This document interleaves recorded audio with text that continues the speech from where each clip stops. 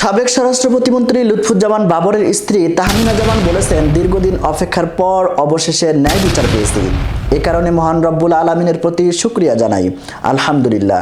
রোববার 1 ডিসেম্বর মৃত্যুদণ্ড থেকে লুৎফুজ্জামান বাবর খালাস পাওয়ার পর তিনি তাৎক্ষণিক প্রক্রিয়ায় এসব কথা বলেন।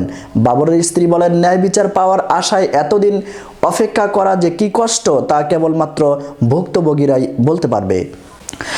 আদালত আমাদের ন্যায় বিচার দিয়েছেন। আজ বেলা 12:15টার দিকে বিচারপতি এ.কে.এম. আসাদুজ্জামান ও বিচারপতি সৈয়দ এনায়েত হোসেনের হাইকোর্ট বেঞ্চ 21 আগস্ট গ্রেনেড মামলায় যাবজ্জীবন কারাদণ্ড বিএনপির ভারপ্রাপ্ত চেয়ারম্যান তারেক রহমান ও সাবেক স্বরাষ্ট্র প্রতিমন্ত্রী লুৎফুজ্জামান বাবর সহ সব আসামিকে খালাসের রায় দিয়েছেন।